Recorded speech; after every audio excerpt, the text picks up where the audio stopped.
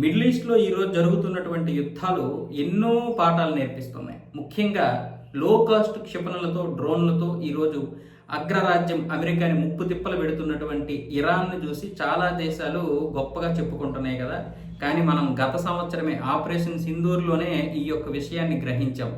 కేవలం అన్నింటికీ కూడా హై కాస్ట్ క్షిపణుల్ని లేదా డ్రోన్లను మాత్రమే మనం ఉపయోగించకూడదు. దానివల్ల నష్టం కూడా ఏర్పడే అవకాశం ఉంటుంది. ప్రతి దానికి హై కాస్ట్ ఉపయోగిస్తే మనకి తీవ్ర ఆర్థిక నష్టం కూడా. అందుకనే భారత ప్రభుత్వం ఏం చేసిందంటే చాలా తక్కువ లో కాస్ట్ ఎక్కువ ఎఫెక్ట్ చూపించేటటువంటి డ్రోన్లని అలాగే క్షిపణుల్ని తయారు చేయడానికి పూనుకుంది. దీనికి బెంగళూరులో ఉన్నటువంటి new space research technologies NRT అనే సంస్థ ముందుకొచ్చింది.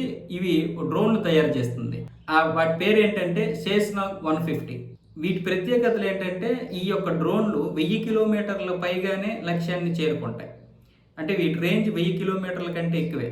అలాగే ఇవి 25 కిలోల నుంచి 40 కిలోల వరకు పేలోడ్ పదార్థాలను తీసుకెళ్లగలవు. ఇవి కృత్రిమ AI ద్వారానే ఆపరేట్ చేసుకుంటాయి. అమెరికాకు చెందినటువంటి డ్రోన్లు కావచ్చు, క్షిపణులు కావచ్చు, స్టార్లింక్ సహాయంతో నడిస్తే మనం ఒక అడుగు ముందుకే వేసి మనం ఏం చేస్తున్నాం, మన యొక్క GPS నావిగేషన్ కాకుండా ఆ GPS నావిగేషన్ పనిచేయనటువంటి దగ్గర విజువల్ ఎఫెక్ట్ అంటే విజువల్ నావిగేషన్ ఏదైతే ఉంటుందో కెమెరాల ద్వారా, ఆ కెమెరాల ద్వారా కూడా ఇక్కడ AI తన యొక్క దిశను మార్చుకొని తన యొక్క లక్ష్యాన్ని చేరుకోవడానికి ఒక కొత్త టెక్నాలజీని అయితే ఇందులో రూపొందించడం జరిగింది. కాబట్టి GPS పనిచేయకపోయినా విజువల్ ఎఫెక్ట్ తోటే అక్కడ తన యొక్క దాడి చేయగలుగుతుంది. ఇలాంటి మిడతల దండునైతే తయారు చేస్తుంది భారత ప్రభుత్వం. సో చాలా లో కాస్ట్ డ్రోన్లు ఇవి.